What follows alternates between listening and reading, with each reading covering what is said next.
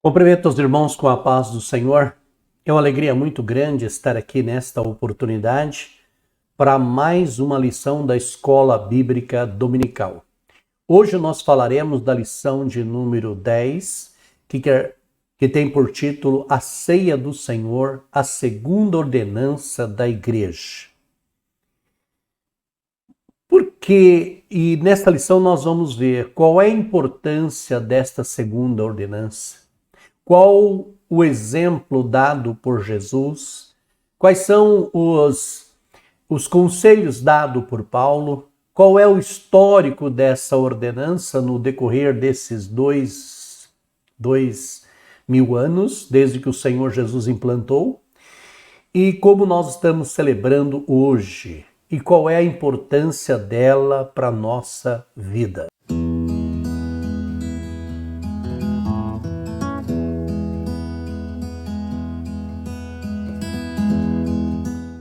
Sou o pastor Valcir, da Assembleia de Deus, Ministério Jardim Iva. É sempre um prazer estar aqui.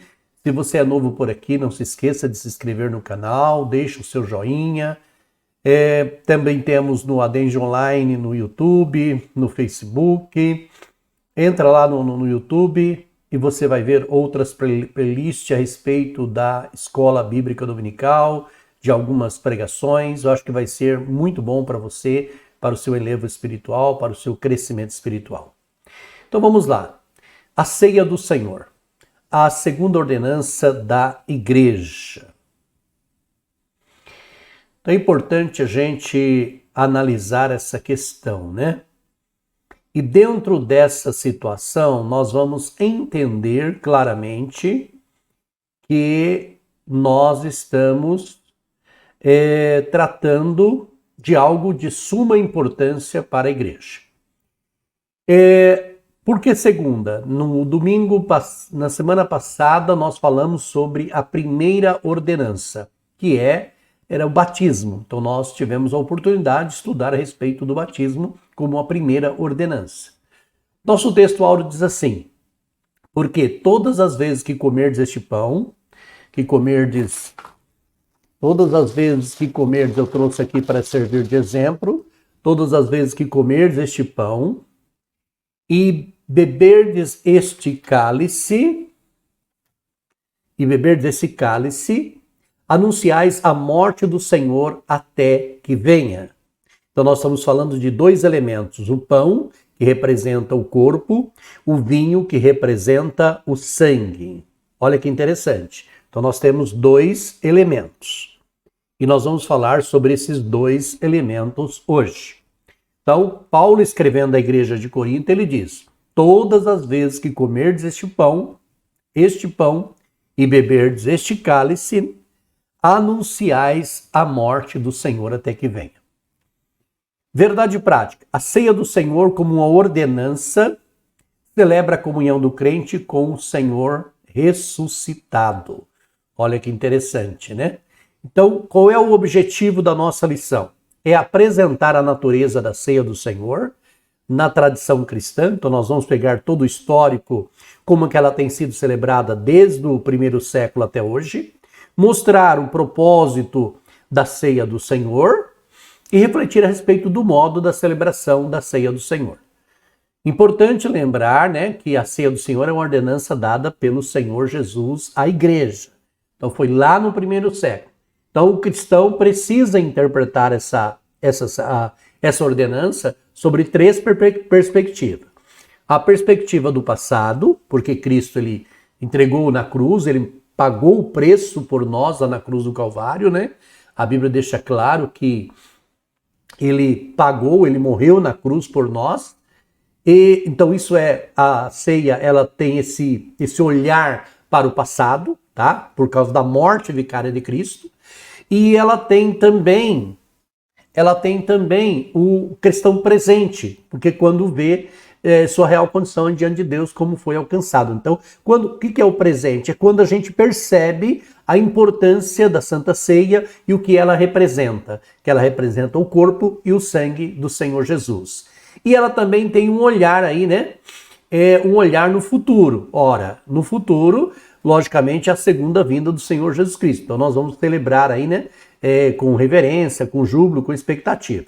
Então, só retomando, passado porque vai lembrar a morte de Cristo. Presente porque vai falar dessa graça, né, desse favor imerecido feito por Cristo na cruz do Calvário por nós. Então, quando a gente olha a nossa condição e a gente vê a graça de Deus, então nós ficaremos muito gratos pelo que Ele está fazendo no nosso presente. E o futuro, porque fala da segunda vinda do Senhor Jesus. Então, quando a gente olha nessas questões é importante. Quando fala de reverência, a gente tem que lembrar que o texto reverência quer dizer respeito, veneração, né? Vênia, honra, que se presta a Deus como ser supremo, né? E a expectativa é essa espera ansiosa. Então, José Gonçalves vai dizer na sua lição que a ceia, assim como o batismo em água, é um símbolo visível que expressa uma realidade espiritual invisível. É, portanto, a celebração de nossa comunhão com o Cristo vivo. Olha que interessante, tá? Então é importante a gente entender isso aí. No nosso primeiro tópico da nossa lição, fala sobre a natureza da ceia do Senhor na tradição romana. Como é que os católicos, com todo respeito, né, ao catolicismo, eu já vim de lá, né? Então, com todo respeito ao catolicismo, o catolicismo romano ele vai entender de forma muito literal as expressões lá de Lucas 22:19, isto é o meu corpo. E também lá de Lucas 22:20, né? Este cálice é o meu sangue, dito pelo próprio Senhor Jesus Cristo. Ok? Então, para eles, os elementos da ceia, eles se convertem, né? Então, esse pão, que é apenas um pão, ele se converte, ele se transforma em corpo de Cristo. Então, as moléculas daqui passam a ser as moléculas do corpo de Cristo. Enquanto este vinho também, todas as moléculas dele se transformam em sangue. Então, digamos que aqui dentro ficaria o sangue realmente de Cristo. Esse ensino é chamado de transubstanciação. O que é trans? Ele transforma. Então, a substância pão e a substância vinho passa a ser transformada em corpo e sangue do Senhor Jesus, ok? Então, mas quando a gente olha isso, será que isso é verdade? Há dois problemas com essa interpretação. Quando Jesus celebrou a Santa Ceia, ele estava lá fisicamente, o corpo dele estava lá fisicamente, né? E ele fala para as pessoas que estavam ali, né? Então, Jesus diz, por exemplo, ele fala, ó, este é o meu corpo, este é o meu sangue, mas ele está ali. Então o corpo, Jesus estava com o corpo dele, estava com o sangue dele. E ele diz, e ele olha para o pão e diz que é o corpo, olha para o cálice, olha para o vinho e diz que é o sangue. Mas ele estava ali, nada saiu dele para o pão nem para o vinho. Como ele disse também em outras situações, né? Eu sou a porta, tá? Lógico que isso é uma comparação, né? Eu pego as características de uma porta. Para que serve uma porta? Ao abrir, as pessoas entram e saem. Quando ela fecha, ela impede que alguém entre ou impede que alguém saia. Então, esse processo de entrada e saída proporcionado pela porta é o que eu chamo que Jesus ele diz que ele é a porta, porque ele é o caminho de entrada para o céu, tá? Mas ele não é uma porta, é uma comparação, né? Que a gente entende, ok? Então ele diz assim, lá em João 10, verso 9, eu sou a porta, se alguém entrar por mim, salvar-se-á, entrará e sairá e achará pastagens, tá? Então, o pastor José Gonçalves vai dizer que no século XIII, por exemplo, o ritual católico concernente à Eucaristia foi alterado radicalmente quando só o pão passou a ser entregue aos leigos, mas não o vinho. Havia o medo de o vinho, no caso do sangue real, né, de Jesus, ser derramado durante a cerimônia e dessa forma ser profanado. Então, para o catolicismo, eles acreditam na transubstanciação, onde o pão e o vinho realmente se transformam em corpo e sangue do Senhor Jesus. Na tradição protestante, né, a tradição luterana, através de Lutero, ele nega que os elementos da ceia se convertem em corpo e no sangue de Cristo. Mas ele afirma que o corpo físico de Jesus está presente no pão.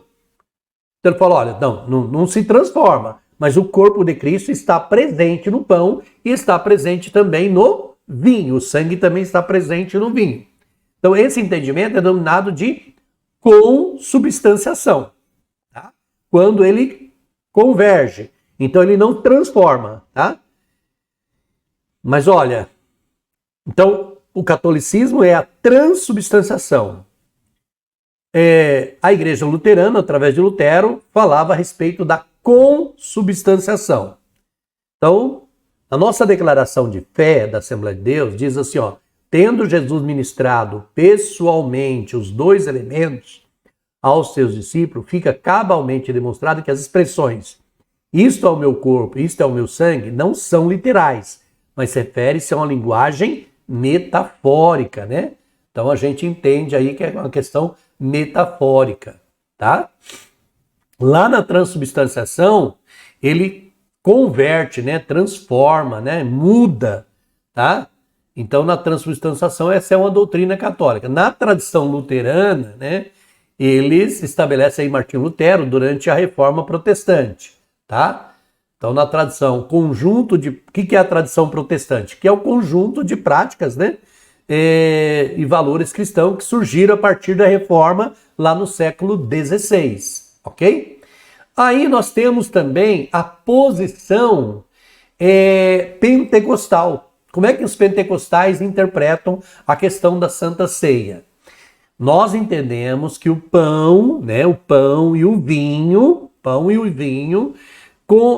não se converte fisicamente no corpo de Jesus, de forma nenhuma, tá? Jesus não está presente fisicamente no pão e no vinho, ok? Não. O pão e o vinho simbolizam o corpo e o sangue de Jesus. Então é apenas simbólico, ok? Então Jesus se faz presente espiritualmente na ceia. Mateus vai escrever, porque onde estiverem 2 ou 3 reunidos em meu nome, aí estou no meio deles. Então para o pentecostalismo, o que é esse movimento? É um movimento evangélico surgido nos Estados Unidos no início do século XX, né?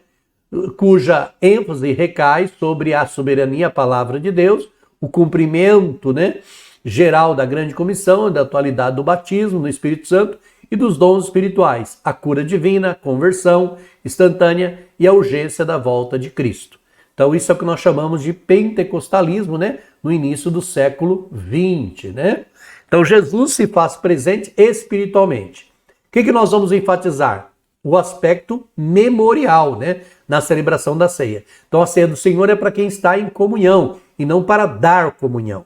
Então no momento em que eu pego o pão e vou comer o pão, né, que eu pego um pedaço de pão e vou comer o pedaço de pão, eu estou lembrando memorialmente do corpo de Cristo na cruz do Calvário. Isto não virou corpo. O corpo de Cristo não está aqui.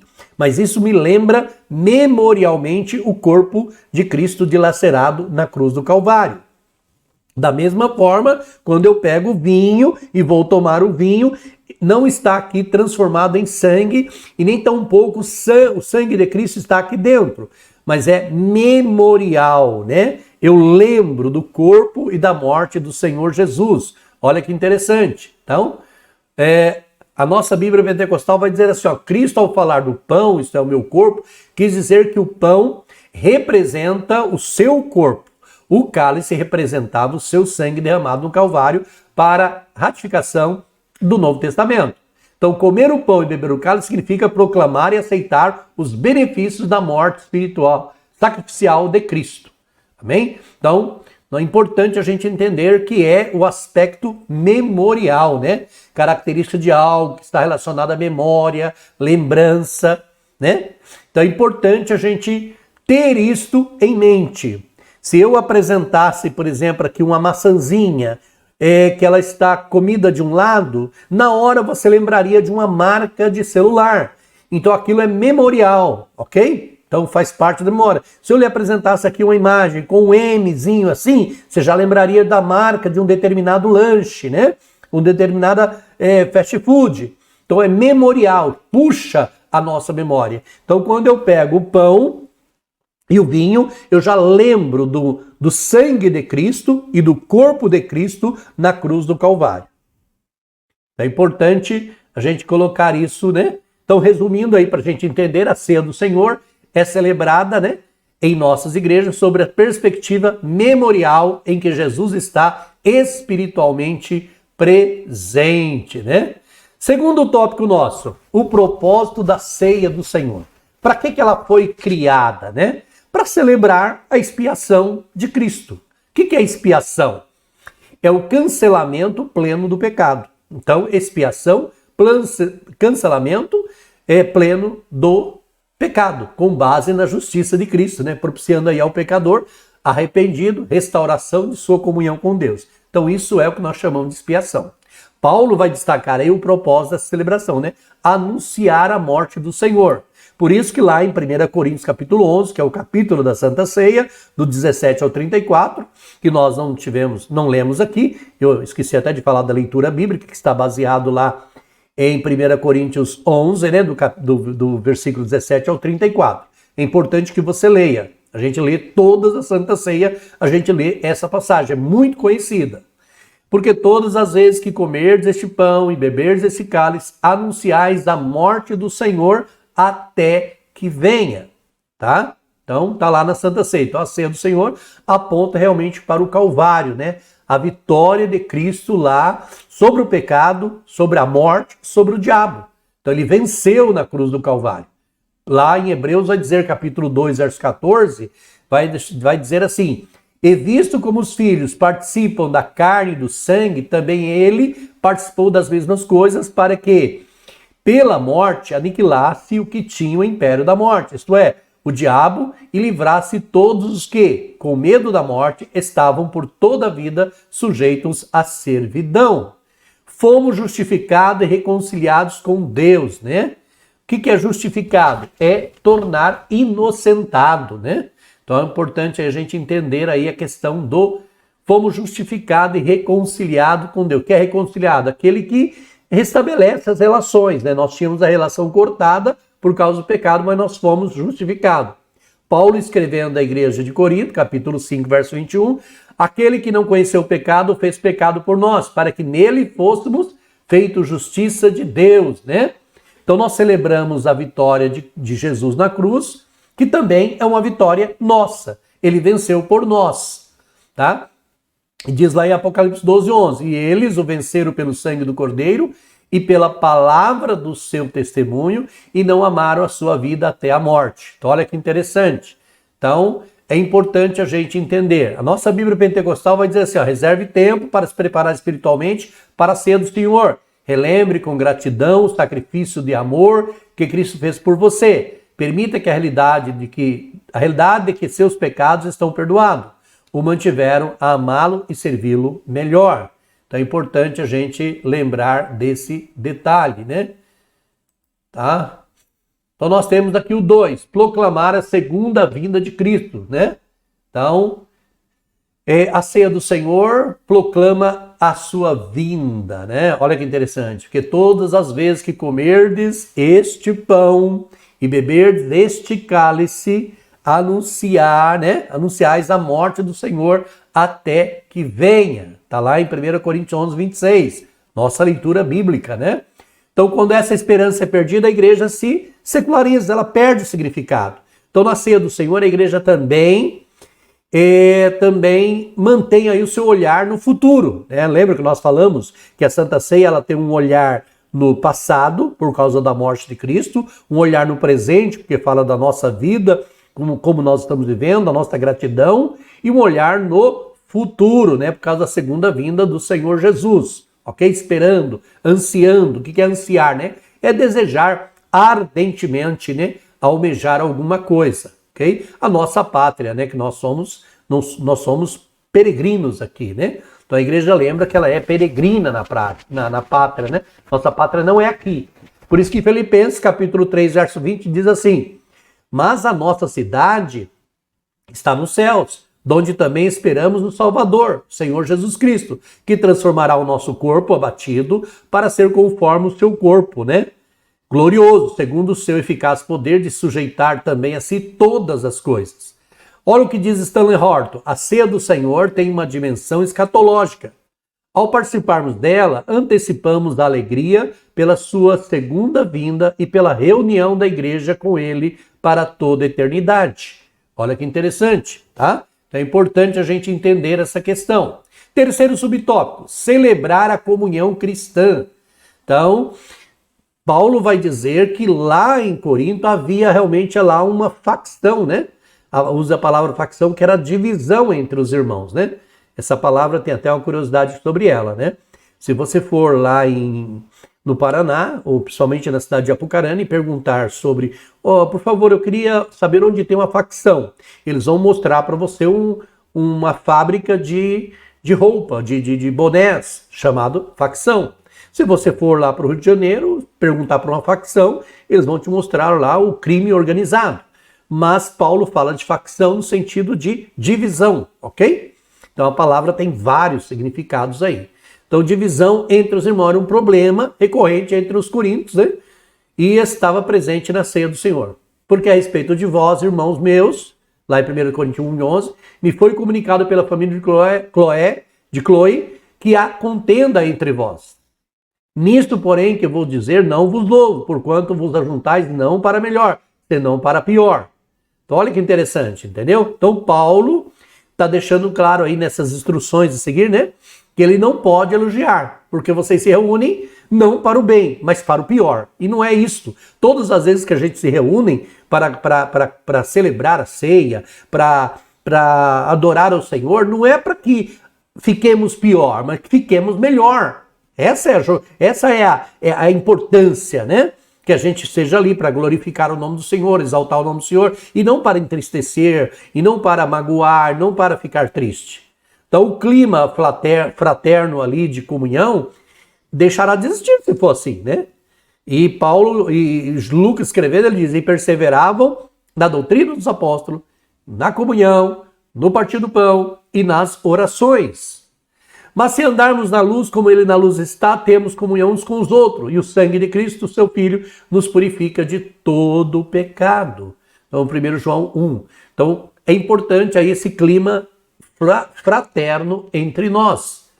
Alguns não esperavam pelos outros para celebrar a ceia. Como que era a ceia judaica? Cada um trazia suas comidas, chegavam, ao invés de esperar o início para começar, já chegava, já ia comendo, quando os outros chegavam, já não tinha mais nada para comer. Por isso que Paulo está dizendo, olha, espere, trouxe a sua ceia, espere uns pelos outros para que todos possam comer. Alguém que não trouxe uma quantidade exata, você possa compartilhar. Isso faz parte do amor, né?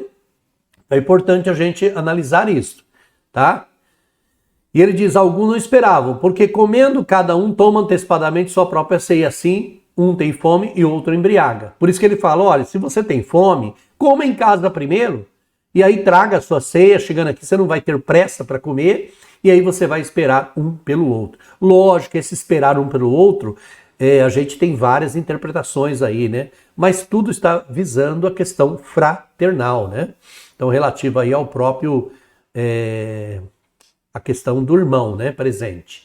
Então, quando há divisão, litígios, intriga entre os crentes, a celebração perde praticamente todo sentido, né?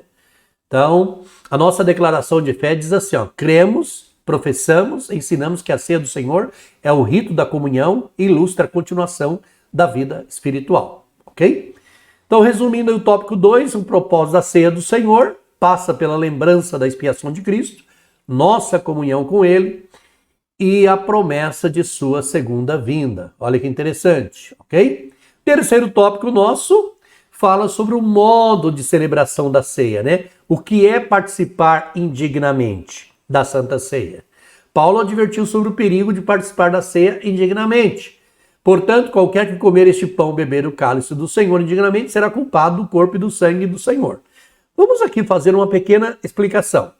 A graça, que é o favor imerecido, nós não somos dignos. Então nós somos indignos da graça. Mas aí, nesse sentido que nós não merecemos. Quando se refere à ceia, é porque o nosso estado espiritual, o nosso comprometimento, a nossa sinceridade, o nosso envolvimento não é genuíno. Então isso é participar de forma indigna. Quando você participa da ceia de forma não séria, não adorando, mas de forma relaxada. Então é importante você tomar muito cuidado com isso. Então dignamente está relacionado aí como o modo como os coríntios estavam comendo a ceia, né? De maneira desordenada, né? quando não esperavam uns pelos outros, de maneira indisciplinada, quando comiam mais do que os outros, né? De maneira irreverente, quando se embriagavam, né? Então, lá em 1 Coríntios 11, 21, 22, diz, porque comendo cada um toma antecipadamente sua própria ceia, e assim um tem fome e outro embriaga-se. Não tendes porventura casa para comer ou beber? Ou despesais a igreja de Deus envergonhados que nada têm? Que vos direi? Louvar-vos-ei? Nisso não vos louvo. Eu vou dar parabéns para vocês por isso? De forma nenhuma. O pastor José Gonçalves vai dizer assim, os coríntios não estavam discernindo o propósito da ceia, pois participavam como se estivesse participando de uma ceia qualquer. Então, quando eu vou para a Santa Ceia, eu sou de uma época que quando chegava a Santa Ceia, se usava a melhor roupa, o melhor terno, o melhor vestido das mulheres, porque era um momento muito especial. Então é importante a gente reverenciar a questão da Santa Ceia, né? Então não discernir o corpo do Senhor significa aí não entender o significado da ceia do Senhor, né? E não distingui-la aí de um momento qualquer, ok? Então você não está num culto qualquer, é um culto especial, onde você está lembrando da morte na cruz do Calvário, onde o seu corpo foi dilacerado e o seu sangue foi derramado por mim e por você. Segundo ponto, uma celebração reverente, né? Então nós temos assim, um lugar de um advérbio, modo, né? Paulo tivesse usado um adjetivo, estado. Ninguém poderia participar da ceia. Ele diz assim, portanto, qualquer comer este pão, beber o cálice do Senhor, indignamente, será culpado do corpo e do sangue do Senhor. Então nós não participamos porque somos dignos, mas pela graça de Deus. Realmente, quando ele fala que eu não sou digno de participar da ceia, esse sentido é porque eu não mereço nada. Na verdade, nenhum de nós merecemos. Mas eu estou diante da ceia com todo respeito, com toda a ordem, eu estou com todo amor. Então, mesmo não sendo digno, eu estou respeitando aquele momento especial da Santa Ceia, tá? Então, esse advérbio indignamente está se referindo ao modo como eu estou participando ali. Embora no quesito espírito, no bojo espiritual, nós não somos dignos de nada, né? Então ninguém deve pensar aí que pode participar da ceia vivendo deliberadamente aí no pecado. Pecado não confessado atrai o juízo divino, né? Pastor José Gonçalves vai dizer assim, a ceia do Senhor é uma cerimônia de que devemos participar com discernimento, né? Então é importante a gente lembrar disso. E o terceiro subtópico diz que é uma celebração festiva, né? Olha que interessante. A ceia do Senhor não é uma celebração de um funeral. Não. Se celebra o Cristo que morreu, mas que ressuscitou. Então, 1 Coríntios 15, versos 3 e 4 diz, porque primeiramente vos entreguei o que também recebi, que Cristo morreu no nosso pecado, segundo a Escritura, e que foi sepultado, e que ressuscitou o terceiro dia, segundo as Escrituras. Então, participar da ceia é um momento de alegria, né?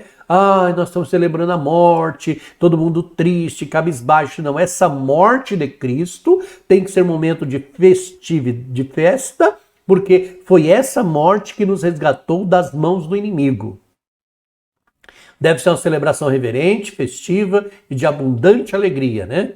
Porque Cristo, nossa Páscoa, foi sacrificado por nós, pelo que façamos festa, não com o fermento velho, nem com o fermento da maldade, da malícia, mas com os dados da sinceridade e da verdade. Olha que interessante, né? Então, o nosso Redentor vive e devemos demonstrar isto. O pastor Stanley Hart diz assim, o escritor Stanley Hart diz assim, a igreja vem proclamar não um herói morto, mas um salvador ressuscitado e vencedor, né? Olha que interessante. O ensinador cristão diz assim, o crente que participa da ceia do Senhor compartilha de um memorial que tem como função celebrar a morte de Cristo, não com lamento, mas com alegria, né? Haja vista que a sua morte é a razão pela qual alcançamos o perdão de nossos pecados e a reconciliação com Deus, né? Então, resumindo, nós podemos dizer que a celebração da ceia do Senhor deve acontecer de modo reverente e, ao mesmo tempo, festivo. Olha que interessante. Nossa conclusão vai falar que a ceia do Senhor também não é um sacramento. Lembra na lição passada? Sacramento é que transmite algo espiritual muito grande. No momento em que a pessoa participa, né, a doutrina do sacramento é um sinal, né, instituída aí por Cristo como um objetivo de administrar salvação àqueles que fazem a profissão de fé. Então, o fato de participar da ceia não quer dizer que vai trazer salvação, olha, ou vai limpar todos os pecados. Olha, eu estou com muito pecado, eu vou participar da ceia, então eu vou ficar praticamente limpo. Não. O